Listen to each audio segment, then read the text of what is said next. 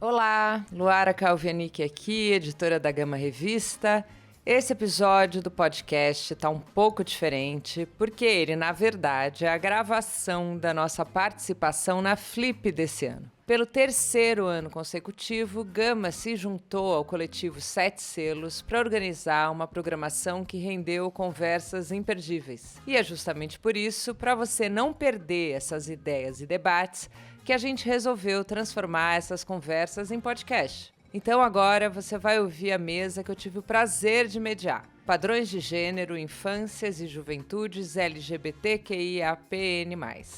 Com a participação da poeta e tradutora Angélica Freitas, autora de Monstra, publicado pelo Círculo de Poemas, do ator, diretor criativo e dramaturgo Felipe Raiucci, autor da peça Selvagem, que teve a dramaturgia publicada pela Cobogó, e da artista e atriz Chime Negá, que é a voz do audiolivro A Queda para o Alto, lançado pela Supersônica. O ciclo Gama de Debates teve apoio da Fundação Itaú. E agora eu vou deixar vocês escutarem esse nosso papo.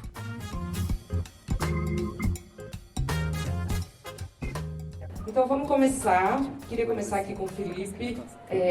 Aproveita aqui essa apresentação para falar, para puxar a primeira frase da peça Selvagem, né? Que é assim, abre aspas para você. Quando eu era uma criança viada, eu não podia cruzar as pernas assim, não dava, né? Então, um simples movimento que não podia acontecer. Isso diz muito, né? Eu queria te perguntar o quanto escrever essa peça te reconectou com o corpo dessa criança que não podia nem cruzar as pernas, não podia, enfim, você lista inúmeros movimentos, simplesmente você não podia fazer. Como te reconectou com o corpo dessa criança daquela época? Bom dia, gente. Acho que eu comecei escrevendo essa peça muito na dúvida se essa criança estava viva. Minha provocação era entender se existia essa criança ainda depois de tanta violência que ela sofreu, né? E essa violência vinha sempre pautada, assim, principalmente em relação ao corpo.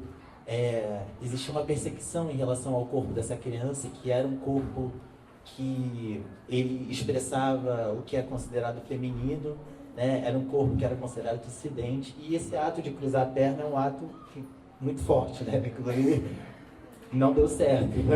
É para que ficar cruzado para frente. Mas eu acho que essa peça, eu entrei numa jornada em busca dessa criança e eu descobri o adulto, né? Eu fui atrás da criança e o adulto se apresentou para mim. A infância, eu sinto que ela atravessa a vida inteira, assim. Eu ainda sigo lidando com os traumas que essa criança sofreu até hoje, elaborando eles. E a minha elaboração, ela se dá hoje muito a partir do corpo. Eu tentei entender muito isso através da cabeça, do racional, mas eu acho que a cura, de fato, veio através de um corpo que não podia existir, um corpo que não podia rebolar, um corpo que não podia desmunhecar, que é exatamente fazer esse movimento, que não é nada, né, gente? O que é você fazer assim com a mão? Enfim, essa criança, ela não podia habitar esse corpo. E foi um corpo que durante muito tempo eu odiei, assim, que eu tinha horror a ele, que eu tinha muita vergonha dele, que eu fui aprendendo a odiar ele e ao longo da vida, através do teatro, eu fui aprendendo a incorporar, o processo de incorporação, de ocupar esse corpo e de responder a todas essas violências através do corpo, me apropriando desse corpo. Eu, quando era pequeno, eu não podia rebolar, era uma questão muito grande, eu gostava muito de rebolar. E eu acho que eu fui Mini Jacaré 98, eu conto até essa história no livro, eu fui vencedor do concurso do Mini Chan. Venceu, era bom mesmo. Eu venci, velho. E eu sinto que a gente, olhando para trás agora, acho que o Chan fez um serviço muito importante, assim, ele soltou o nosso chakra base ali, de todos os milênios. A gente rebolava ali, a gente se conectava com a nossa Kundalini, a gente alinhava alguma coisa ali atrás. Mas eu sinto, eu fui entendendo depois que eu entrei, que eu comecei a frequentar as religiões de matrizes africanas, eu entendi que eu estava me conectando com a minha ancestralidade e que rebolar era uma maneira de eu, por exemplo, me conectar com o divino que existia em mim, com o divino da espiritualidade. Eu estava rezando ali, sabe? e que o não poder rebolar era um ato até colonizatório, né? Assim, de um colonizador. Era algo que veio, sei lá, europeu, não sei, veio de outro lugar que não tem a ver necessariamente com o que estava dentro de mim. Então, Selvagem tem sido um desafio, assim, de como até hoje, eu faço essa peça já há 2 anos e meio, eu navego pelos traumas. As coisas que eu conto na peça, assim, hoje eu lido com elas de uma maneira muito mais leve, mas eu sinto que até hoje eu estou elaborando isso e essa elaboração se dá através do corpo, que carrega as marcas dele, e um processo de conexão, de poder sentir, né? Principalmente isso, eu acho que a infância, né, a criança viada, não é permitido para ela sentir, ela não pode expressar, ela não pode ser quem ela é na totalidade dela. Então, acho que a minha revolução comigo mesmo tem sido a minha possibilidade de voltar a sentir, de conectar com o que eu sinto e de poder expressar o que eu sinto e a partir disso me curar. E se movimentar, né? Porque quando você vê uma criança, você não imagina uma criança parada, né? Como é que uma criança vai ficar controlando cada movimento que ela faz? Isso é muito sério mesmo. E aí tem um trecho até da sua peça que você fala, né? Vou abrir aspas aqui. Corpo que não poderia ser exposto, corpo colonizado que não podia rebolar ou remeter a nada dos meus ancestrais, que não podia expressar nada que remetesse ao que é considerado feminino. Enfim. Xi, eu passo essa pergunta para você, porque a gente conversou e você me falou sobre a consciência do que foi ou ser uma criança não binária, né? Então eu queria te perguntar como dar voz ao trabalho do Reza, né? Que você deu voz nesse audiolivro, audiobook da Supersônica, te fez revisitar a sua própria infância, já que Reza viveu tão pouco, viveu apenas a juventude, né? Morreu com 20 anos, né? Então, como foi revisitar, falar esse livro, ler esse livro, narrar esse livro e pensar em você, na sua infância, na sua juventude, você é jovem, na sua adolescência? Bom dia, Angélica, Felipe. Então, primeiro eu queria agradecer, né? E queria agradecer também ao Anderson Herz, gente. Esse escritor, esse poeta, ele morreu realmente muito jovem. E ele vem passando nos últimos tempos inúmeras violências, ele continua sofrendo violências, né? Primeiro pelo apagamento do seu nome, né? De continuarem usando o nome morto, não ter tido ainda uma revisitação à altura dele, da obra dele. Acho que a Supersônica agora está fazendo esse audiolivro, então é uma maneira também da gente pensar o que é contar uma história, o que é manter uma memória viva, o que é a gente, enquanto pessoas também, artistas, LGBTs também, produzindo conhecimento, produzindo cultura, mas ao mesmo tempo isso disseminado num tempo, né, que é finito também, mas que as pessoas que continuam também têm certa responsabilidade ou certo companheirismo nessas atividades. Então eu conheci o Anderson Herzer primeiro a partir do livro dele, né, na casa da minha tia. Peguei um dia lá, acho que ela deve ter comentado alguma coisa.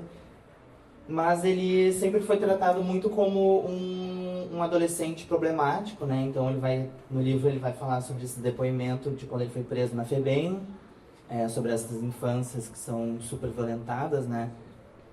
E se trata muito pouco, assim, no sentido... as questões de identidade de gênero, de sexualidade, elas vão flutuando também. Até na própria escrita dele, ele vai colocando isso de uma maneira muito flutuante, né? E me chocou muito a gente, assim, ter um autor trans nos anos 80 no Brasil, um autor trans masculino, né? Também, que é uma identidade super importante da gente abraçar, enfim. E também me chocou eu falar com as minhas pessoas próximas e muitas não conhecerem. Muitas pessoas, inclusive, do próprio meio da comunidade, pessoas ligadas à cultura, à escrita, não necessariamente conheceram o Anderson ou conhecerem também uma história muito contada a partir de alguém. E eu fiquei, gente, mas como é que esse cara não está sendo, assim, celebrado em tudo, assim, né? Porque se a gente está aqui hoje é porque uma pessoa fez isso nos anos 70. Então eu acho que quando eu estava lendo a primeira vez o livro dele, que ficou na minha cabeceira durante muitos meses, assim, antes inclusive de saber do projeto, de me convidarem para o projeto de ler ele no audiolivro, eu fiquei com uma sensação de vida muito pulsante, assim, de que esse livro podia ter sido escrito por um amigo, eu poderia estar indo numa festa com o Anderson, eu podia ser o Anderson, o Anderson podia estar aqui hoje, acho que ele está, mas assim, é uma sensação de, cara, mas isso aqui é muito vivo, isso aqui é a nossa história, isso aqui somos nós, e ao mesmo tempo o que fazer com isso, né? O que fazer com um livro que está num sebo ali, o que fazer com um nome que já é morto, o que fazer com... Então, uma sensação de... que eu falei um pouco de continuidade, assim, né? Uma sensação de que o Anderson foi realmente um pioneiro, né? Foi o primeiro autor trans a ser publicado no Brasil, uma autobiografia, um poeta, né? Principalmente, eu acho que quando a gente conversou sobre o projeto, eu falei assim, gente, é muito importante a gente colocar o poeta junto com o Anderson, porque ele é muito debatido enquanto um jovem, digamos assim, problemático, né? Esse lugar de uma infância violentada e tal. Mas vamos trazer ele para esse lugar artístico também. Ele era um poeta, ele era um escritor, vamos debater sobre os poemas dele, não ficar também só reforçando uma violência que também acabou por acabar com a vida dele. Vamos tentar reler os poemas, vamos fazer uma roda de... Enfim, eu acho que esse trabalho é o que... Digamos que eu não seja pioneiro em nada, né? Não quero ser pioneiro em nada, mas acho que o trabalho da continuidade é muito... É também um trabalho de pioneirismo, assim, de você querer que as coisas continuem, né? Depois que a gente se for, depois que as coisas vão acontecendo, eu acho que a continuidade é o que mais importa. E eu acho que a gente debate muito pouco a continuidade na comunidade. Porque todo mundo quer um pouco, tem essa ideia do pioneirismo, porque isso é importante, né? Todo mundo quer... Os marcos são importantes, né? A primeira pessoa que aparece, a primeira pessoa que faz tal coisa, a gente tem a primeira... Só que a continuidade é onde a coisa permanece viva. Como isso continua, né? O pioneirismo, digamos, um pioneirismo de continuidades, né? Todo mundo ser um pouquinho primeiro, mas isso vai criando uma linha de continuidade mesmo. Acho que quando a gente conseguir debater, eu não fui a primeira pessoa, já teve tal, isso aí é uma vitória importante, porque a gente vai estar ali construindo legados contínuos, né? Então... E ele continua vivo, apesar de tudo, né? E visto de uma... É ótimo você trazer isso, porque esse livro, como best-seller nos anos 80, ele era um livro de um menino que morou na FEBEM. Então, a gente traz agora um outro... Sim, super importante também esse tema. Outro de partida é outro, né? Eu acho que tem essa perspectiva de também incluir ele nos debates, enfim, de gênero, de sexualidade, de escritas de si, de autobiografia, de poesia, né? Então... ele não chegou a ver o livro dele ser publicado, né? Então acho que também isso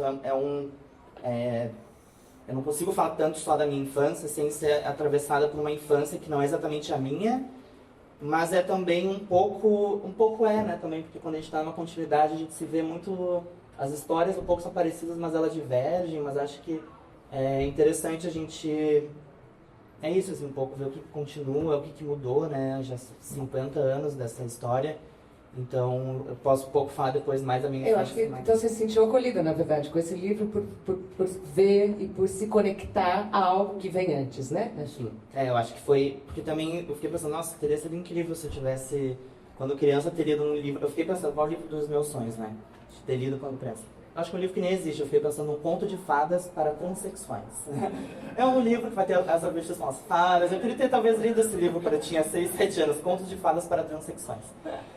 Enfim, a gente talvez não lê exatamente o que a gente precisaria ler, mas a gente pode também produzir aquilo que a gente quer que as pessoas leiam, próximas gerações, enfim.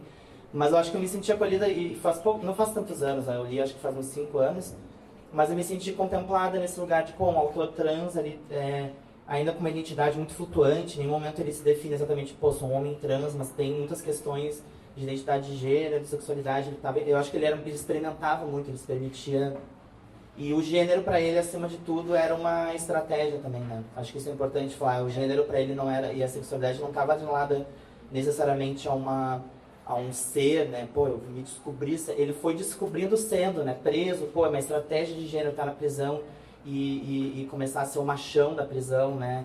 Então, acho que gênero aqui vai discutir de uma maneira muito, muito contemporânea, assim, da maneira como a gente já começou a pensar gênero, que é a performatividade, o gênero enquanto criação. Ele estava fazendo isso nos anos 70, né? E a gente só consegue perceber justamente porque a gente tem mais repertório, né? Porque isso já estás aí. Você lê com o olhar de hoje, você fala, uau, né? Isso é muito contemporâneo. Não é, mas é o que a gente debate hoje. E, Angélica, você começou a escrever criança também, né? Mas quando que você acha que você começou a escrever poesia propriamente e quando que os temas que são seus hoje, né, são seus, mas não apenas, mas os temas relacionados ao gênero e tal, quando que você começa a adotá-los, a escolher escrever sobre esses temas especialmente? Oi, gente, bom dia. É um prazer estar aqui com vocês. Felipe, Xi, Luara, muito obrigada pelo convite. Eu queria fazer um comentário antes de responder a tua pergunta, que esse livro, que eu nasci nos anos 70, né? Esse livro, eu tenho a impressão que ele fez muito sucesso nos anos 80, porque ele estava, por exemplo, eu li pela primeira vez quando eu tinha uns 12 anos na casa da minha tia, que era uma senhora heterossexual, né, filhos e tal, e ela comprou. Eu tenho a impressão que era um livro que estava na casa das pessoas, né, mesmo as pessoas que não eram da nossa legenda, mas compraram e liam esse livro. E eu fiquei, assim, absolutamente chocada quando eu comecei a ler aquele livro, porque eu lia de tudo, assim, eu lia todos os livros que estavam na minha frente, eu lia rótula de shampoo, qualquer coisa, jornal, os classificados, lista telefônica, que é uma coisa que não existe mais. Enfim, leitora compulsiva. E foi muito interessante para mim ver aquilo ali, porque quando eu tinha os 10, 12 anos, muito antes, na verdade, eu já sabia, eu achava assim, que eu gostava de meninos, era isso. Mas também era uma criança bastante estranha, assim, né? Hoje em dia, acho que daria para dizer uma criança sapata, não sei. E outra coisa que me chama a atenção é que esse livro foi editado pela Vozes, né? É uma editora religiosa. Peraí, hoje isso não ia acontecer. Imagina, não sei, acho que não. Mas, uau, né? Talvez por esse viés, assim, social, né? Uma pessoa que passou pela FEBEM. E tinha o prefácio do Suplicy também, do Suplicy. Olha só. Adoro Suplicy. Então eu comecei, é engraçado que eu comecei a escrever bem nessa época, assim, porque eu também me dei conta que eu gostava de meninos, eu tinha só uns 9 anos, e para mim escrever, eu não sei, para mim era como desenhar, como qualquer outra coisa, como rebolar talvez, eu não era muito rebolativo assim, mas eu acho que eu comecei a escrever, sinceramente, para tirar onda das coisas, das pessoas. Eu sempre escrevi uns poemas engraçados. Assim, meu pai era um cara muito autoritário, conservador. Eu escrevia poemas sobre ele, assim, avacalhando, sabe? Então tinha essa pegada do humor. E eu acho que eu logo aprendi que eu podia escrever sobre qualquer coisa. E foi uma coisa que... Escrever é uma coisa que me acompanhou. Eu acho que, de um certo modo, me ajudou a lidar com o que eu sentia. Eu não só escrevia poemas, eu escrevia peças literárias também, fazia diário uma época. Então, acho que tudo está um pouco misturado para mim. E a questão dos temas, assim, né, elas só vieram mais tarde com uma consciência de que eu podia tratar de alguns assuntos na poesia, que a poesia, ela podia, e ela, assim, talvez eu tenha me dado conta de que a poesia podia chegar nas pessoas com uma grande velocidade, e chegar de um outro jeito, né? Se eu escrevesse um ensaio, ia chegar de um jeito, mas se eu escrevesse um poema, ia chegar de outro, que talvez desarme as pessoas mais. E quando eu comecei a escrever sobre mulheres, foi uma necessidade mesmo de entendendo a poesia como uma ferramenta, como linguagem, de abordar um tema que me fosse importante, né? E você me falou sobre escrever, que quando você foi escrever sobre o amor lésbico, foi algo que você pensou e decidiu. Não é algo que foi natural, assim. Não, eu digo publicar, mostrar, né? Você teve que falar, então tá bom, vamos nessa. Algo que, se você compara aos dias de hoje, parece que é mais fácil, né? Super. O meu primeiro livro, ele é de 2007 e... Como acontece muitas vezes, o primeiro livro da gente de poemas é um apanhado que você faz de coisas que você acha que estão prontas, que você quer mostrar. E em 2006, quando eu estava fechando o livro, eu pensei assim, será que eu incluo alguns poemas lésbicos? Imaginem, em 2006 ainda era uma questão, hoje as pessoas não vão nem pestanejar, assim, inclui no teu livro o que tu quiser, né?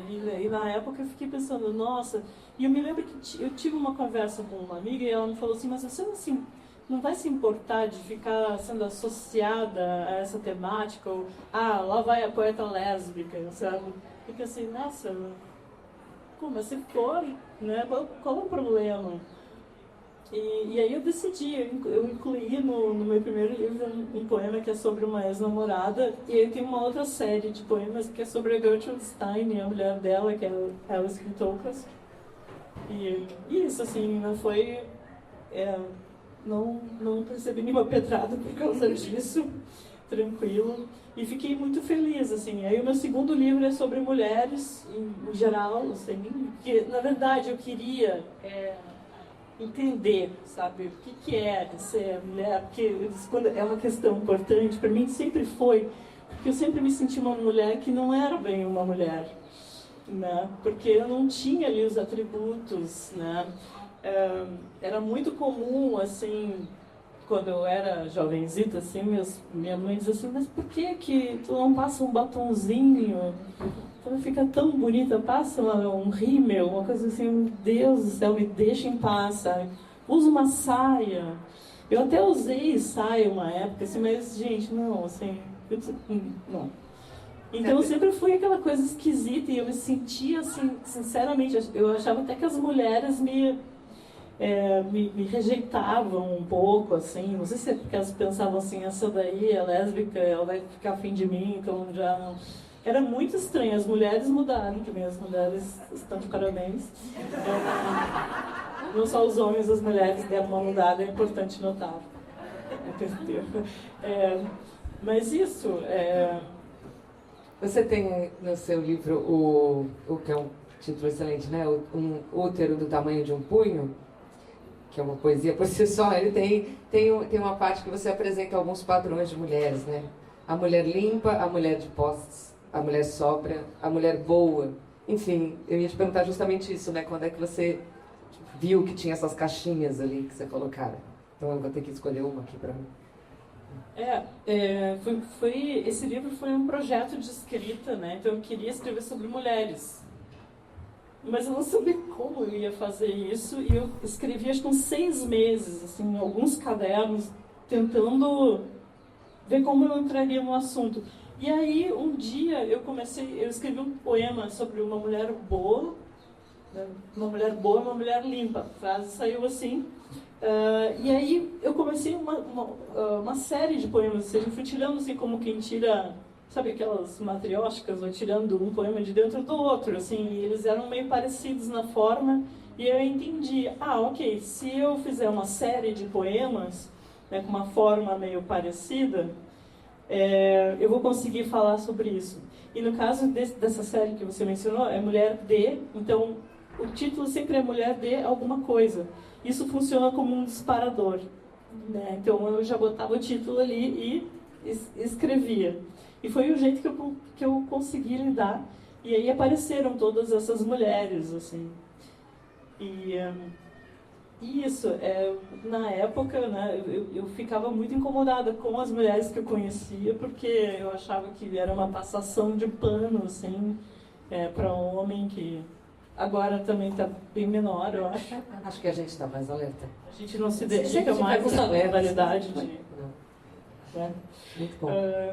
Enfim, isso. Ótimo. E, Felipe, quando que você decide escrever Selvagem e quando que você se deu conta desse conceito, criança selvagem? Eu sentia que eu me relacionava com o mundo ainda através do trauma, sabe? E eu queria poder me relacionar com o mundo através de outra forma, através do amor, eu queria poder experimentar a vida que não fosse através da violência que me foi feita, sabe? Então, acho que esse foi o meu disparador. Eu comecei numa oficina com a Débora Alain e com a Denise Stutz, uma oficina de solos teatrais. E ali eu escrevi primeiro, e aí meu disparador também foi uma pergunta que eu fiz para o meu pai e para minha mãe, que é o que eles falariam para essa criança sendo quem eles são hoje. Então eu trouxe eles para dentro do projeto. A minha mãe me escreveu uma mensagem, meu pai me mandou vários áudios falando sobre a infância dele, sobre essa criança. E a partir dali eu comecei a desenvolver essa dramaturgia. Então, qual foi a segunda pergunta? Você usa no livro, especialmente na abertura, você fala criança selvagem. Criança selvagem. E aí a cultura sobre essa criança selvagem. Criança, exatamente. Eu acho que, para mim, o selvagem é sobre quando a cultura ainda não chegou com força nessa infância. Quando a criança ainda está experimentando o mundo, ela está tentando entender o mundo. Essa dramaturgia eu procuro não julgar. Assim. Outro movimento que eu fiz de disparador para mim foi tentar me lembrar qual era a visão dessa criança sobre o mundo, porque a criança também já é um ser, né? Ela já é um ser pensante, ela já tem uma reflexão sobre o mundo que está à volta dela, ela já tem impressões ali. Então eu tentava lembrar quais eram as perguntas, eu lembro que as coisas faziam muito pouco sentido para mim naquela época, eu não conseguia entender direito o mundo. Você falou sobre o ser mulher, eu também me perguntava sinceramente se eu queria ser um homem, sabe? Porque eu olhava em volta e eu não conseguia entender aqueles códigos, eu não conseguia me reconhecer ali. Para mim era muito violento o quando me mandavam ser homem e muitas vezes eu ouvia que eu não era um homem. Então eu me perguntava muito também o que é ser homem nesse mundo então, né? E até a palavra criança viada, né, é uma forma de eu me apropriar disso que me foi... Eu ouvi muito isso quando eu era pequeno, ser viadinho, o viado. E o que é ser viado aos 4 anos de idade? Né? A criança está experimentando o mundo. Então assim, quando eu falo de criança viada, eu estou falando sobre a minha criança viada, porque eu acho que, de uma certa forma, quando um adulto chama uma criança de viado, ele está, de uma certa forma, também tirando a infância daquela criança, né? Ele está adultizando aquela criança, porque aquela criança está experimentando livre brincar. Não necessariamente porque essa criança está brincando de boneca, ela vai se tornar um adulto homossexual, entendeu? Ou essa menina gosta de brincar de carrinho ou jogar futebol, ela vai se tornar uma mulher lésbica. Ela está experimentando o corpo dela, está experimentando a vida, ela está entendendo o mundo através do brincar. Então deixa essa criança brincar e em algum momento ela vai entender. Então eu acho que Selvagem fala sobre isso, sobre esse momento que a cultura ainda não chegou com força. Essa criança ela é instinto, ela é pulsão, ela é alegria, né? Ela é uma experiência, ela está com desejo de experiência do mundo, ela está entendendo esse mundo e a cultura ela não chegou ainda para podar, para colocar, para marcar, para tolir. Acho que o selvagem é o nosso lado saudável, né? O que está dentro da gente é ainda saudável, sabe? E você diz que, eu disse em outras entrevistas, que seus pais estavam tentando acertar, né? E aí é interessante que você convida ele para pensar como ele te tratava quando você era criança, né? Te convida para falar sobre esse tema e ele fala, parece que ele aprendeu muita coisa, porque ele diz uma coisa bonita, assim, ele fala, então, Felipe, sobre a minha visão em relação ao menino viado, se eu hoje tivesse a oportunidade de estar com ele agora, na minha frente, eu teria uma visão totalmente diferente. É só uma criança que está ali brincando, que está vivendo o seu momento de alegria sem nenhuma maldade. É só uma criança. Exatamente. E o meu pai, ele pôde, ao longo desse processo, também libertar a criança selvagem dele. Tem uma música que eu fiz em homenagem ao meu pai, que ela está no livro, ela também está nas plataformas. Se chama Cocomelado, que é sobre essa criança viada que se tornou um mini jacaré 98. E aí o refrão fala, todo mundo já foi criança viada, tem uma coisa assim. E eu, na peça, eu convidei o meu pai a dançar comigo. Ele vestiu o mesmo figurino que eu, ele colocou o mesmo shortinho que eu. E ele dançou uma vez numa das apresentações comigo. E o meu pai, depois desse processo dessa peça, ele que era completamente contra esse ator, ele que me colocava contra a parede, me falava que eu tinha que ser alguma coisa na vida, era super violento durante a minha vida. Hoje ele faz teatro. Ele atuou ao teatro aos 61 anos. Então, foi um processo de cura mesmo que a gente viveu ali. Eu e ele, de conexão, de entendimento. E na peça, quando acabou, tem até um vídeo dele que ele diz assim, vamos liberar essa criança selvagem em nós! Vamos liberar essa criança viada que existe dentro de nós! Então, esse foi o processo do encontro dele com a criança selvagem dele, com a criança viada dele, fora dele, essa criança que também foi marcada, né? Claro. Eu também não pôde ter contato feminino, porque eu acho que é isso.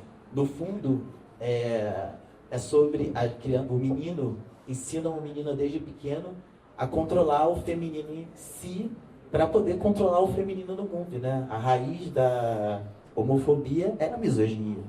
né? Acho que, no fundo, é isso que está sendo ensinado às crianças aí. Se violentar primeiro, violentar o que é considerado feminino, porque também tem um questionamento sobre o que é o feminino, né? Também existe muito. Mas, enfim, o que é considerado feminino dentro de si, para você poder controlar o mundo, e você não deixar esse feminino existir aí de uma forma forte. Oiê! Dando aqui um breve intervalo para te dizer que o Ciclo Gama de Debates teve mais 2 mesas que trouxeram convidados como a psicanalista Vera Iaconelli, os jornalistas Sérgio Rodrigues e Cecília Oliveira, o sociólogo Luiz Augusto Campos e o advogado Pedro Abramovay. Nas próximas semanas a gente vai disponibilizar essas gravações. Acompanhe a Gama nas redes para não perder.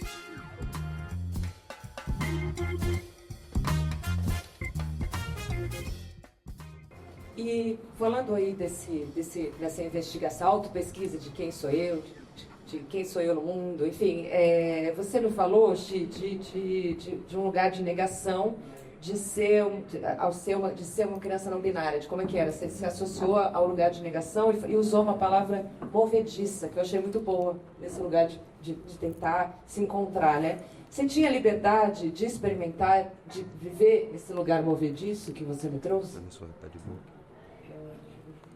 Então, eu acho que eu tenho buscado um pouco esse processo também em relação à infância, porque também isso, né, ser uma criança trans, uma criança não binária, uma criança viada, enfim, todas as identidades também que a gente vai construindo, a gente tenta de alguma forma fazer um pouco esse trabalho, não é exatamente com o tempo, né, com o corpo, com o tempo, de também se auto-rever e com isso modificar. Acho que você fala muito bem nesse tempo também, né, que não é exatamente linear quando a gente está olhando a nossa própria infância, porque ela reconstrói quem a gente é e reconstrói a própria criança, né. Então eu fiquei um pouco pensando sobre isso, porque eu atualmente consigo entender melhor que eu sou não binário, cada vez até na própria construção da minha identidade, enfim. Mas uma criança, eu associei muito à ideia da recusa, né? Quando eu era criança, eu era muito chamado como uma criança do contra. E eu cresci um pouco com essa raiva também, um pouco com sentimentos do que às vezes o mundo não me bastava mesmo. As coisas não me eram, eu não queria que fosse daquele jeito. Era um pouco um jeito de demarcar um posicionamento já um pouco autônomo, um pouco experimental, um pouco, né, da minha própria subjetividade. Mas era um pouco também, às vezes, uma rebeldia, óbvio, mas era também uma maneira dessa negação, né? Porque a não binariedade, ela já carrega em si uma recusa a uma normatividade, que é sempre uma relação, né? Você precisa, de alguma forma, configurar o que é esse mundo normativo, o que é a binariedade, o que é a normatividade, e você recusa ela. Então, você está sempre num terreno um pouco movediço, porque você está sempre jogando um pouco em relação, um pouco em debate, um pouco em experimentação. Eu me vejo assim até hoje e eu fico feliz de ver que a minha criança, eu assim, era um pouco assim, eu acho, era uma criança que buscava brincar muito de fantasia, eu tinha baús de fantasia, de coisas que não necessariamente tinham exatamente a ver com gênero. Eu acho que pra mim não tinha eu nunca me entendi, eu acho que eu não tive nenhum pensamento de querer ser uma mulher e nem me entender como homem. Eu acho que isso já era tão pouco... Era isso, já era um pouco do contra, assim, tipo, meu Deus do céu, eu não acredito que isso vai ser uma, sabe? Obviamente os processos internos de traumas, tudo depois vão aparecendo. Mas era uma coisa já um pouco além também, assim, do tipo, não, é fantasia, vou misturar uma meia calça com um empreendedor, com uma coisa, vai virar um outro ser aqui também, um pouco essa ideia também de tentar fugir um pouco do sair de homem para mulher. Eu acho que eu tive uma infância muito permitiva nesse sentido, né? Então isso veio com uma ideia da recusa. Até eu não sou escritora, né? Então eu tô aqui com 2 pessoas. Eu me permiti ontem escrever um pouquinho do que seria para mim esse sentimento de recusa. E daí, se for tudo bem, eu vou ler, porque eu acho que tem a ver com essa investigação um pouco de escrita também de si, um pouco dessa relação com a criança, né? Me tornando o que sempre fui, percebo que passei a habitar o tempo. Um tempo. Em que idade fui transformada pela sede dos despossuídos, pela glória do próprio veneno, pela imortalidade de quem sangra e chora? A criança não é livre. a criança já vem com a maior e primeira violência, a de seu sexo, e a segunda e inviolável, a de seu nome. Eu tive que crescer primeiro nas minhas entranhas. Me construí em uma liberdade fugaz, autônoma. Fui uma criança que pertenceu à terra e aos astros, ou seja, a ninguém. Me via no mundo que eu vivia e que eu queria um dia viver. Eram para mim o mesmo mundo, brincando de fantasias, criando realidades. Fui uma criança da recusa. Não gostar do nome e criar logo um apelido. Não enfileirar na fila dos meninos, não poder enfileirar na fila das meninas, fugir das filas. Não querer ser o mais velho da família, nem a mais velha, não querer ter idade alguma. Não brincar de casinha demais, não entender por que carrinhos se posso brincar de voar. No outro dia, eu já tive o ontem. E agora crio mais uma recusa. Não me tornar uma criança de cicatriz no peito. Não cultivar nenhum trauma que se sobreponha às minhas próprias recusas. Crescer é perder algumas ilusões, talvez para adquirir outras. Posso ter, enfim, o tamanho de minhas próprias entranhas. Isso me veio com uma ideia da recusa como um ato muito potente, assim, que eu tenho visto, obviamente, a afirmação de uma identidade ou a própria ideia de um se colocar no mundo, né? Mas eu acho que eu abraçar um pouco esse lugar de uma... Realmente, sim, eu sou do contra. Eu acho que eu sou, sim, do contra, sabe? Eu quero ser do contra. Nesse mundo, o que eu posso ser se não do contra, né? Então, acho que é um pouco esse lugar que eu tenho feito de relação com a minha infância, de, no fim, entender o que a minha criança queria falar, né? Quando ela recusava algo, quando ela dizia que não quero isso, não quero aquilo, não vou por aqui, não. No fundo era um desejo do outro, assim, de uma outra possibilidade, né? Ou de ter todas as possibilidades ao mesmo tempo, de não ter que escolher uma coisa ou outra.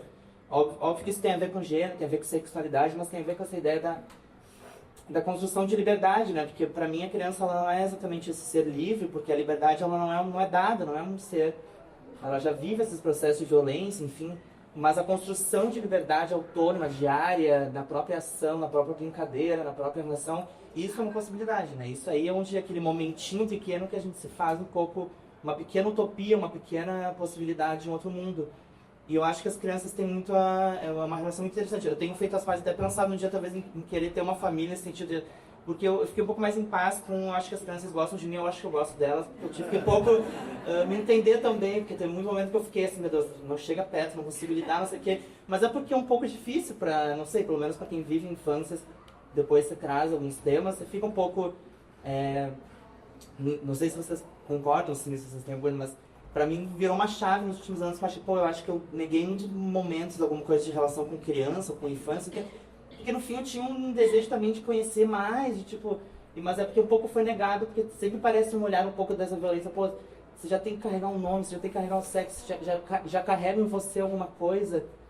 Que merda, né? Que um dia talvez você vai conseguir, assim, dar vontade de dizer pra criança, pô, se um dia você quiser mudar de nome, você vai poder. Sabe, essa ideia de tipo, pô, isso é possível, sabe? Mas a criança também ela tá querendo experimentar, enfim, né? Então acho que essa ideia dessa relação, um pouco assim, é bem recente. Tá sendo muito legal debater com vocês também, porque eu acho que a gente já vai também trabalhando em cima disso, assim. Porque a infância passa, mas a criança... Não é romântico, é isso, tá? Ela tá em você. Você fala isso muito no prefácio, né? De que a criança tá ali ainda. E que você tá tentando ali se haver com ela. Que é muito o que você traz, exatamente o que tá no seu prefácio. Eu acho que a gente sente igual, assim, eu tava pensando nisso outro dia, o que picou dessa criança, sabe? E eu acho que eu sinto ainda... Eu não sou ela, eu vejo os vídeos, eu vejo as fotos, nós não somos a mesma pessoa, na verdade, fomos muitos dentro desse corpo, né? Tanta gente habitou esse corpo, a gente vai mudando de identidade a todo momento, então já fui tantos, mas eu acho que o que atravessa a gente é o sentir, eu acho que eu ainda sinto igual a ela, sabe? Assim, e outra coisa que eu percebo através desse processo, que é quando ela está viva, é o sonho. Acho que hoje em dia até parece um pouco cafona a gente falar sobre sonho, né? Tipo, parece tão ingênuo. As pessoas tentam atacar tantos sonhos, mas eu acho que essa peça me fez realizar muitos sonhos. Sonhos, inclusive, que ela sonhou e que eu escolhi seguir sonhando os mesmos sonhos. Então, cada vez que eu realizava um sonho dessa criança, ela se expressava dentro, eu sentia ela viva numa outra dimensão, isso, né, de ter esse tempo emaranhado, então em algum lugar ela se transformava e eu me transformava também, então acho que o sonho e a alegria, acho que também é isso, ela é o meu lado saudável. Quando a gente vai ficando adulto, a gente vai ficando muito ressecado, a gente vai ficando muito duro, então a gente precisa ter um compromisso, uma disciplina profunda com a nossa alegria, sabe?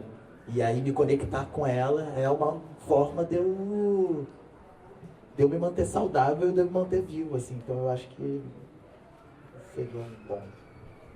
Angélica, você falou que você lançou o seu primeiro livro em 2007, comparou com os dias de hoje, que pareceu ser mais fácil lançar esse tipo de livro ou tratar desse tema, né? Mas a história nos mostra, né, que os direitos, por exemplo, os direitos LGBTQIA+, são muito frágeis, né? Muitos não estão legislados, a gente vê aí o Trump e passaportes ali, em que as pessoas não conseguem colocar o gênero com o qual elas se identificam. Então, são direitos muito frágeis e que mudou o governo, já muda alguma coisa. Eu queria saber como vocês se comparam com as novas gerações, pensando nisso, né? Como é que vocês se comparam? Vocês olham como é que é hoje, como é que eles lidam hoje, o que eles têm hoje de acesso e como era na época de vocês? Será que mudou mesmo? Então, pensando nesse contexto. Eu olho e penso assim, pô, vocês estão achando que é fácil, né? Porque... Não, sério, gente, assim, eu vejo hoje, claro, e acho ótimo que seja assim, mas para quem cresceu, começou a ficar adolescente ali nos anos 80, no interior do Rio Grande do Sul, isso era um terror, sabe? Eu não tive com quem conversar. E assim, eu sempre falei assim, não tinha internet, não tinha Google para colocar ali lésbica. Pra ver. Eu fiquei sabendo que era lésbica porque me chamaram disso. E aí uma colega minha me contou, estão te chamando de lésbica no colégio. Aí eu fui perguntar pra minha mãe, o que é lésbica? E eu sou lésbica. Então era esse tipo de situação. Então eu acho que as coisas, sim, evoluíram muito, não foi de graça, né? Eu sempre penso naquelas caminhoneiras e nas bichinhas poc-poc, que nós falamos lá no Rio Grande do Sul, que, né, por sua visibilidade, começaram a mudar as coisas pra gente. Mas eu também acho assim, que a gente não pode se iludir que as coisas vão ficar assim para sempre. Eu acho que as coisas sempre podem dar para trás e retroceder. Isso está muito... vinculado à política, né? Porque a gente como é que se diz assim, bode expiatório, sei lá, as pessoas sempre precisam, os políticos sempre precisam de um bode expiatório, a gente está ali fácil, né? Como uma ameaça à família, aos costumes, então isso. E uma coisa que eu acho também é que tem um efeito interessante que a gente já começa, eu estou falando assim, a gente, não é todo mundo, mas de repente a gente já começa a dar para trás para se proteger, por exemplo, quando tem um Bolsonaro no poder. Então a gente não sabe assim, avaliar na realidade se a gente pode dar um passo à frente e dizer, não, vocês não vão fazer isso. Sabe? Para isso a gente precisa de mais pessoas fazendo isso ao mesmo tempo. Mas eu acho que a chave é a gente não se separar, a gente se unir. Embora a gente tenha as nossas diferenças, não só as pessoas LGBTQI a mais, mas todo mundo que está sendo ameaçado também com um plano de poder. E a gente sabe que isso sempre está ligado ao dinheiro. Né? Para onde que o capitalismo vai? Né? Qual vai ser a próxima fronteira? Ou seja, e isso, e não se mexer, sabe? Não dá para trás, não, que o pastor não vai gritar comigo, eu não vou dar para trás, sabe? Eu acho que é curioso, a gente tem mais poder do que a gente acha que tem. Então, a gente pode perder direitos? Pode, mas eu acho que antes a gente vai ter que dizer não para essas pessoas, sabe? A gente pode. Ótimo. Eu vou daqui a pouco abrir para pergunta, e aí eu queria chegar aqui mais ao final da minha parte e perguntar que tipo de produção relacionada ao tema queer e feminista marcou vocês na infância e na juventude e que fez expandir e pensar o lugar de vocês no mundo, assim, como é que me marcou? Castelo Rá-Tim-Bum. Eu acho que como eu gostava muito dessas coisas muito lúdicas, muito sensoriais, ao mesmo tempo ligado à materialidade, nos fantoches, à fantasia, às roupas, eu acho que ver uma bruxa com um cabelo muito grande, uma cobra que fala, eu acho que isso é um mundo queer, assim, no fundo a gente não estava exatamente falando de gênero ou de sexualidade, né, de uma maneira mais direta, mas o Castelo Rá-Tim-Bum marcou muito a minha maneira até relacionada às artes, a querer ser uma artista, assim. Eu acho que é interessante também pensar quem... Fico pensando, né, porque agora tem um primo também muito louco. Como se debate, né, como é que você vai chegar e dar um livro exatamente sobre gênero, mas ao mesmo tempo você, não sei, assim, você consegue também ir apresentando novas possibilidades, novos mundos, a partir de outras coisas que não necessariamente também tem a ver com algo, mas tem também, né, no momento que você vê outras possibilidades dos animais, das cores, das texturas. Isso aí é um mundo, digamos, queer, assim, nesse lugar, né, de possibilidades, de invenção. Eu acho que para mim marcou muito a minha infância, porque eu não lembro exatamente de produções, ou para mim, assim, tá muito procurando uma coisa que eu acho que tinha a ver com essa recusa até da própria ideia de identidade, ou uma coisa que nossa, eu quero ler uma coisa agora exatamente sobre isso. Era assim, pô, eu quero ver uma coisa que vai me explodir um pouco todas as ideias, aí eu vou tentar me construindo no meio disso, assim. Então, acho que Castelo Rá-Tim-Bum é esse mundo que a gente viveu também do manufaturado, assim, que é muito legal de ver, né, das coisas muito feitas. Hoje em dia eu acho que tem muita coisa da produção legal também, mas eu gostei de ter pego também um pouco essa fase das coisas muito artesanais, assim, tipo, oficina brasileira, eu também quero muito ser que tinha um cuidado com cada tecido, cada coisinha, assim, então, acho que marcou muito Eu nos anos 90 eram terríveis, né? Era um território árido de representação mesmo, eu não conseguia me reconhecer. Era muito homem hétero, branco, fazendo personagens gays de uma maneira horrorosa na televisão. Então eu lembro de não me reconhecer ali, mas eu tenho duas memórias. Uma que quando eu fui assistir com meu pai, e ele me levou para assistir A Gaiola das Loucas, e eu lembro de ter me arrependido no cinema, e eu lembro de assistir e me reconhecer ali. Ele arrependido, ele saindo do filme falando assim, esse filme é horrível, esse filme é horrível. Eu adorei. E eu internamente já entendendo que tinha alguma coisa ali. E eu tenho num diário escrito sobre Brokeback Mountain, que eu falo que eu assisti, e aí eu escrevo uma frase no diário assim, e eu entendi tudo. Então eu acho que ali pela primeira vez tinha algo sobre amor, que eu reconheci a possibilidade do amor. Então, e eu achei aquilo muito potente, assim, eu lembro de sentir mesmo. Então eu acho que talvez o Brokeback Mountain tenha marcado mesmo um momento, uma era pra mim. Bom, né, lá nos anos 80, lá no Rio Grande do Sul, era péssimo, né? Não tem, assim, grandes referências. Mas eu achava interessante todas as pessoas andrógenas. Eu me lembro, quando eu era pequeno, meu pai assinava a revista Veja. Aí lá no meio da revista Veja tinha tipo uma coluna social, assim, internacional, eu acho que chamava Gente. Aí apareciam as fotos da Stephanie de Mônaco, de cabelinho curto. Aquelas roupas andrógenas, eu ficava, nossa, não sabia muito bem, assim, se eu queria ser ou se eu estava crachada. Mas eu achava assim, por aqui que eu quero ir, talvez. E um filme que acabou comigo, assim, foi Alien, o Oitavo Passageiro, assim, que eu fiquei muito crachada na Sigourney Weaver lá, na Lieutenant Ripley, né? Eu tinha o pôster da Lieutenant Ripley, assim, acho que eu tinha uns 13 anos, por aí. Eu tive que pegar essa fita na locadora e ver na casa de uma tia, porque a gente não tinha videocassete em casa ainda. E aí eu perguntei pra minha mãe, assim, mãe, por que eu gosto tanto dela? Eu ingênua. Aí minha mãe falou assim, não, porque você admira ela, né? Você quer pegar uma bazuca lá, um sachão e matar uns uns aliens. Mas, assim, tudo que tinha mulher meio andrógena, de cabelo curto, assim, ficava fascinada.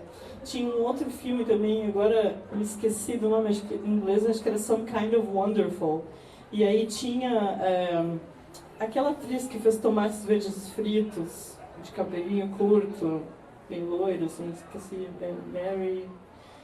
E ela era uma baterista, assim, então ela era muito, muito lésbica, assim. Só que no final ela fica com o protagonista, que era o melhor amigo dela. Então eu vi, assim, no final, vi várias vezes, no final ficava... né? Ai, fazer o quê? Vou abrir para perguntas. A minha pergunta tinha por nenhuma, acho que você fez um que livro que você gostaria de ter lido quando era criança, eram Contos de Fadas para Crianças Trans. Eu queria saber de todo mundo qual o livro que vocês gostariam que hoje fosse publicado, ou livros, ou temáticas, se é ficção, se é autores LGBT, mais autores LGBT, se é algum personagem, para qualquer faixa etária, assim, qual livro você daria para uma criança hoje se existisse? Pois então, acho que falta esse tipo de livro, né? Acho que temos um mercado aí, é um filão. Sabe, quando eu era jovenzinho, assim, com uns 17 anos, eu li um livro que foi muito importante para mim. Foi a primeira vez que eu fui para o exterior, eu fui passar 2 meses na Escócia. E eu fui numa livraria e tinha uma prateleira só de livros, era gay and lesbian, não tinha nem nada sobre trans ou... Tinha essa categoria antes. Era gay and lesbian, uma prateleira. E aí eu comprei um livro chamado Being a Lesbian, tipo assim, ser lésbica. E era um livro incrível, porque começava assim, o que você, Virginia Woolf, a rainha Cristina da Suécia, assim, ia passando um monte de gente tem em comum. Então assim, você não está sozinho no mundo, que é uma coisa que, de novo, lá no Rio Grande do Sul, nos anos 80, sem Google, eu achava que eu era a única, né? E curiosamente, durante a faculdade também eu era a única, pelo menos que falava, assim, que era a sombra. E você fez faculdade de comunicação, né? Fiz, estava todo mundo no armário, aparentemente. Eu não comunicava muito. Gente, outra coisa que é legal e é horrível de lembrar que quando eu me mudei para Porto Alegre, eu sou de Pelotas, eu fui fazer faculdade em Porto Alegre, e aí sim, lá tinha uns bares gays e tal, assim, umas boates, que eu frequentei muito. As lésbicas se diziam entendidas, né? Então, assim, é uma coisa muito sutil, assim, né? Aquela entendida, você entende o quê, né? Você fica adivinhando, né? Será que por exemplo, a minha grande dúvida, assim, ou uma das grandes dúvidas, assim, Adriana Calcanhoto é sapatão ou não? Eu acho que sim, mas até ela falar, né? Demorou um pouco, mas tudo bem. Mas isso... E esse livro do Being a Lesbian falava sobre várias coisas, até a importância de você cortar as unhas. Isso é um livro publicado no início dos anos 90, né? Então vocês vejam, eu acho que, sei lá, qualquer tipo de livro que aborde a questão, já seja em ficção, poesia, ensaio, sei lá, vai ser importante. E vai ser importante também se a gente conseguir, que nem esse livro do Herzog, que ele esteja na casa da nossa tia hétero também. Por caso alguém precise ler. Eu acho que, fiquei pensando aqui agora, eu acho que talvez um livro... Primeiro me veio uma história da arte queer, assim, para você ter uma sensação de não estar só, de você ter referências, de você já poder mergulhar dentro desse universo, de você poder se nutrir dele. E aí depois me veio um livro para... Eu não sei se... Você lembra de um livro que era Coisas que todo garoto deve saber, Coisas que toda garota deve saber? É um livro que você lê ali quando você está por volta de 11, 12 anos, que você está entrando na puberdade. E a puberdade de uma criança que está entrando numa fase adolescente e que está descobrindo a sexualidade, uma criança LGBT, é muito solitária, porque eu acho que os adultos, eles já entendem que tem alguma coisa acontecendo ali, e eles falam, bem, eu não vou olhar para isso.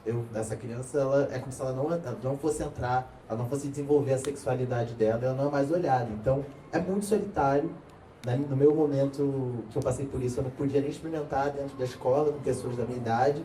Então eu vivi um processo de muita vulnerabilidade, que no livro eu conto, que adultos, né, se aproveitam desse processo. Eu entrar nesse chat de sala de bate-papo na internet e a minha sexualidade foi descoberta com homens casados, mais velhos. Então, eu acho que eu faria um livro, assim, para esse coisas que todo garoto, ou todo viado, sabe? Teria que você que vai se tornar viado, deve saber, assim, de proteção, de entender, enfim, apresentando aí, você não está só, sabe? Dando referências e ensinando coisas que talvez os pais não estejam prontos para lidar, ensinar, e a sociedade não esteja pronta para lidar. Talvez eu fosse por aí. Inclusive com uma sessão O que dizer quando te falarem tal coisa. Exatamente. O que responder pra tia que pergunta aí, as namoradinhas, sabe? Assim, tem um processo. Jantar de família, Natal, como sair do armário, sabe? Uma etiqueta, o que responder, já dá o caminho pra poder lidar com esse horror todo que é, sabe? Alguém tem mais alguma pergunta?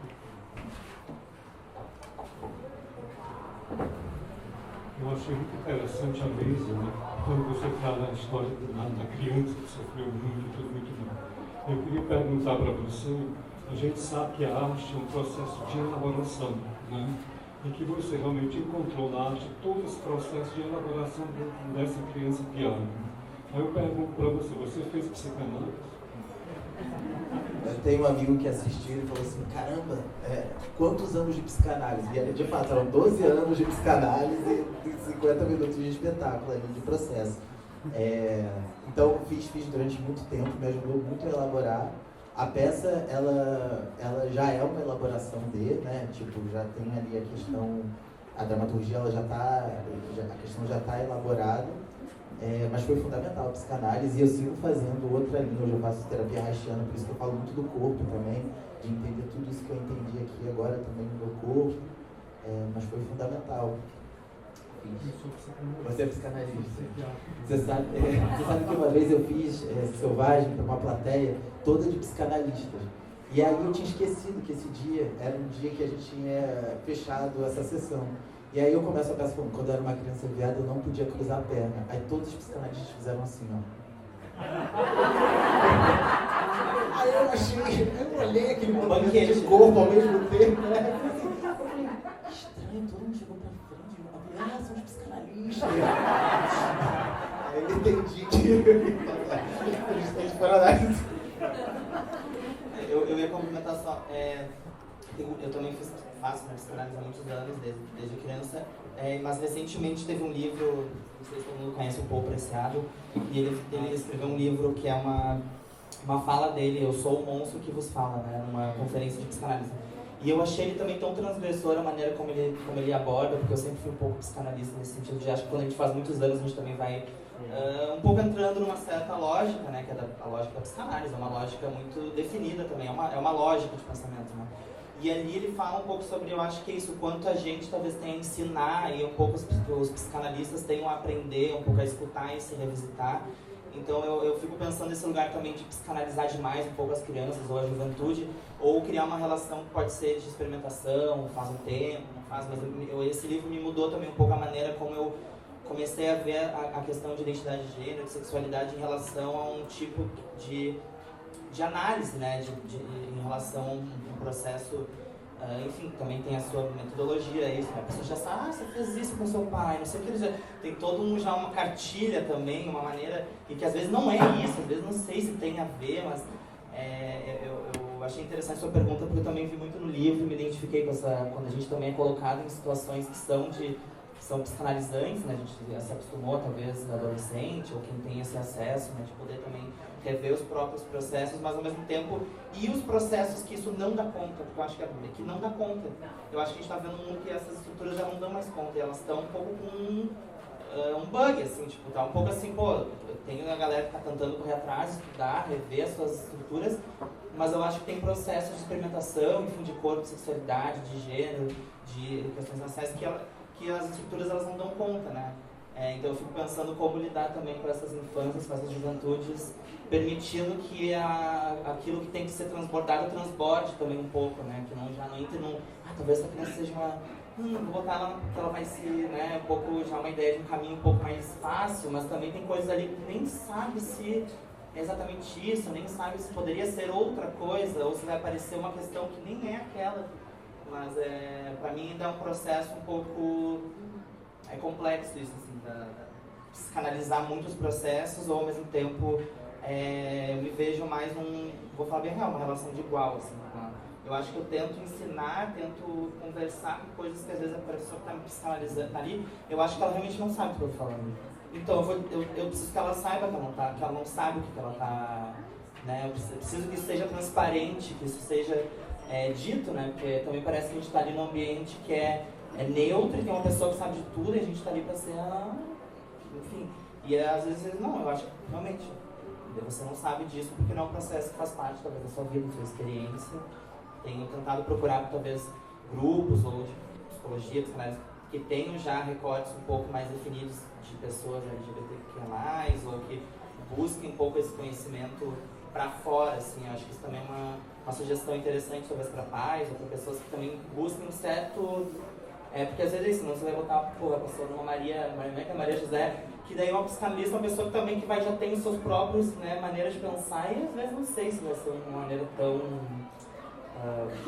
interessante com o processo, né, de uma juventude, uma coisa. E Chico, você nos traz é que não basta, né? Não basta só ir na terapia. Tem a comunidade que você traz, que é algo tão importante, que é o contato com isso, enfim. E aí, pensando nos pais, a gente falou de pais familiares e traumas, né? Eles erraram demais, né? Todos erram demais. No que eles acertaram, né? Pra gente olhar e ver como fazer diferente, ver caminhos possíveis, assim. Os pais de vocês, familiares, acertaram? No amor, quando ele apareceu? Eu acho que a família é essa estrutura que tem muito amor e tem muita violência junto, sabe? Assim, é misturado. Eu acho que os meus pais, eles fizeram o que eles podiam fazer com as ferramentas que eles tinham naquele momento. Então eu olho para eles com o olhar de hoje, que eles tinham 27 anos, 26 anos, eu sou um homem de 37 anos, então eu com 27 anos, eu estava chegando bêbado 6 horas da manhã, eu não estava entendendo nada da vida aos 26 anos, eu acho, sabe? Estava entendendo muito menos do que eu entendo hoje. Então eu procuro não julgar, assim, os meus pais hoje em dia. Esse foi um processo que eu fiz, assim, de poder me libertar dessa culpa, libertar eles dessa culpa, e eu pensar o que fazer com o que restou. Que acho que é uma proposta também de pensar no que a gente tem agora, no tempo de vida que nos sobra, se eles fizeram a elaboração deles, se eles estão abertos a gente poder atravessar essa vida de uma maneira com afeto, com carinho. Eles também não são as mesmas pessoas, eu não sou a mesma pessoa, então eu pude ter um reencontro com meu pai depois de 10 anos sem falar com ele, e poder viver uma outra relação junto com ele, junto com a minha mãe. Então, para mim, Selvagem é sobre o não julgamento. Eu acho que essa dramaturgia, ela convida os pais também, que vão assistir. Tem muitas famílias, as pessoas levam famílias, avós para assistir a peça. Eu acho que é uma forma também de um letramento, sabe? Da gente poder libertar essas pessoas que, muitas vezes, a violência muitas vezes acontece pela primeira vez dentro de casa. Então é uma maneira dessas pessoas poderem também repensar e poder atravessar a vida de outra forma. Para mim, é sobre daqui para frente mesmo. E a gente poder letrar as pessoas. Eu acho que é um processo de educação que a gente tem que fazer, sabe? Eu acredito muito nisso. Eu acho que quando eu posso explicar 1000 vezes para alguém por que a homofobia é errada. Mas a gente tem uma ferramenta na nossa mão, através dos livros, da arte, do cinema, que quando a gente faz as pessoas sentirem, elas transformam. Não tem para onde fugir. Quando a gente sente, a gente transforma. Uma mãe de um amigo meu foi assistir a peça, ela assistiu a peça me olhando com ódio, a peça inteira, assim, ela me mirava. E quando acabou a peça, ele veio me cumprimentar e ela não me cumprimentou, fez questão de não me cumprimentar. Aí dia seguinte eu liguei pra ele e falei, e aí, como é que ficou sua mãe? Tá tudo bem? Ela ficou meio mexida com a peça. Ele falou, nossa, eu tive a melhor noite com ela, a gente jantou junto, a gente conversou sobre o passado. E a mãe dele me segue no Instagram, hoje em dia eu sigo ela, e ela comenta tudo que eu faço. Parabéns, muito sucesso, meu querido. Então, Aquele isso. dia foi difícil, mas Aquele depois dia foi difícil, ela estava elaborando, ela estava sentindo, mas ela estava transformando. Foi o momento que ela falou, fudeu. Eu tô sentindo, eu transformei, entendeu? Então eu acho que é isso.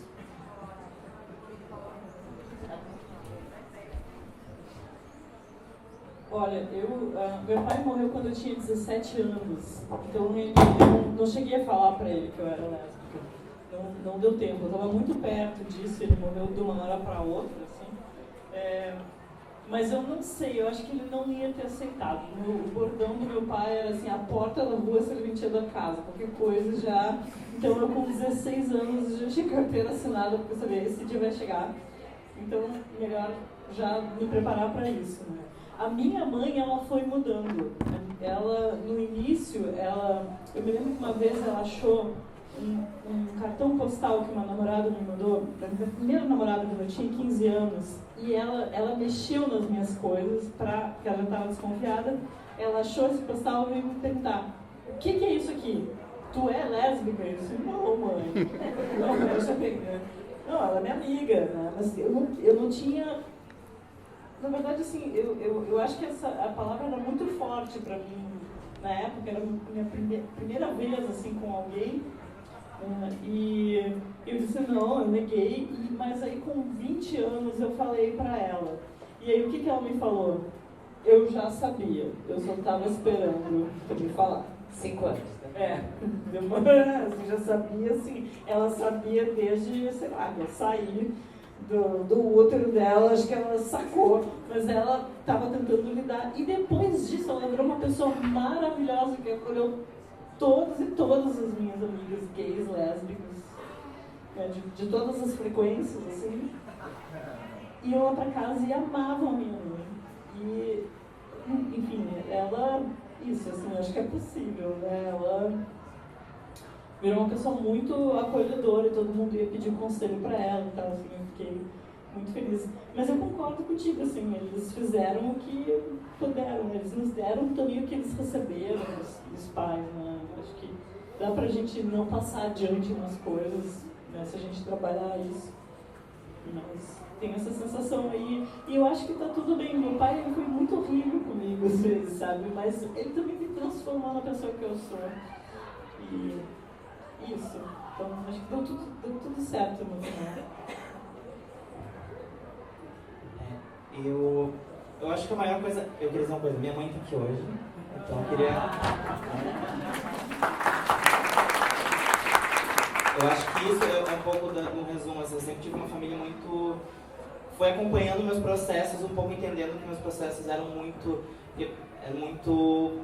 singulares, eu acho, assim. Entendendo o meu tempo, né?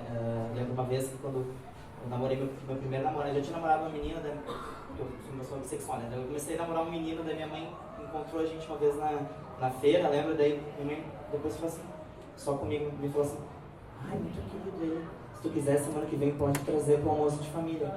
Eu nem precisei falar pra ela, tipo, né, foi uma coisa de um abraço, assim, né?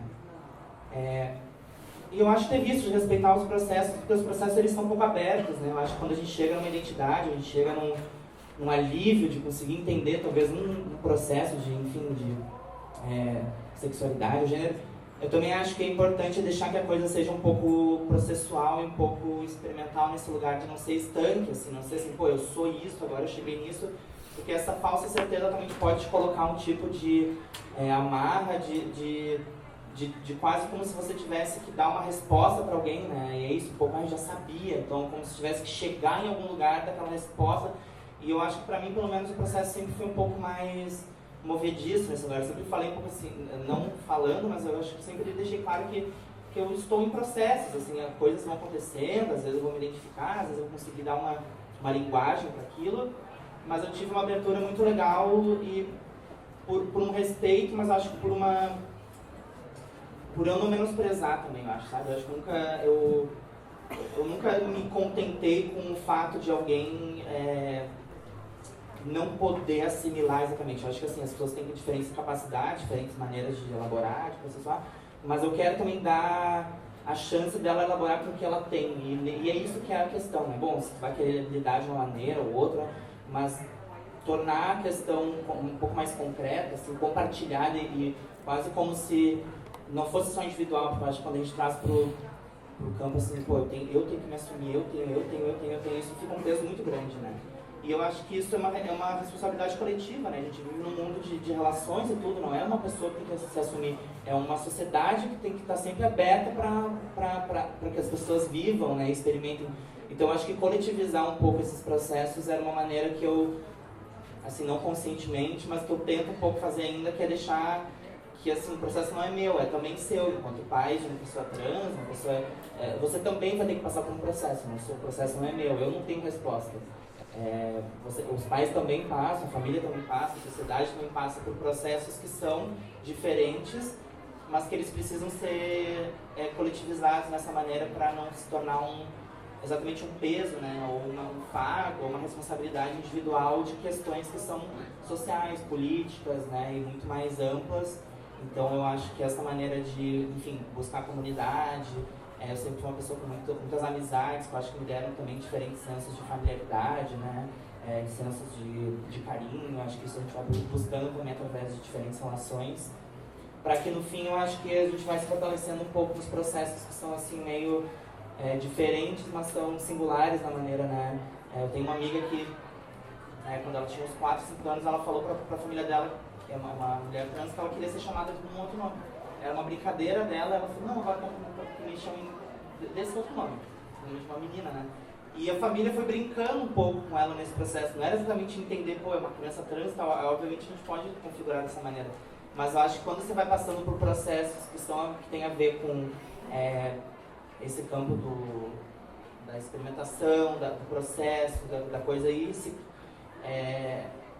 acho que daí a gente quebra um pouco a ideia de sair do armário, de ter que falar, de ter que... isso é muito violento para quem vive, né? A gente tem que sentir que a gente tem uma responsabilidade de algo que não é exatamente nosso, né? Ninguém disse que isso... E a gente tem que tomar uma atitude individual, de uma força, de uma violência tamanha, de coisas que são políticas, sociais, culturais. Então, tentar coletivizar isso de alguma maneira, né? Por exemplo, talvez falando para outra pessoa da família, que você vai conseguir construir já um senso mais de parceria, falar com uma pessoa que você tem mais possibilidade e sentindo que a coisa que o seu corpo vai ganhando mais e mais, até que quando você chegar naquela pessoa que talvez não seja tão fácil, ela já vai ver que aquele corpo que está ali já é tão grande, tão potente, que ela vai se sentir assim, bom, eu só posso agora entrar junto, né, e somar nisso, porque assim, não é mais um contra um, não é mais um pai contra um filho, não é mais uma mãe contra uma filha, é um corpo coletivo, né, um processo, criando uma relação com um sujeito aí que talvez ainda não esteja no seu, né? Eu acho que compartilhar, eu acho que é uma maneira muito importante, assim. Sim, compartilhar, eu acho que hoje, na paternidade, a gente vê as crianças muito mais como indivíduo, né? Antes, o poder do pai era muito maior. Não em todas as famílias, obviamente, mas acho que se debate hoje de, peraí, essa criança tem espaço para se movimentar, para cruzar a perna, não é mesmo?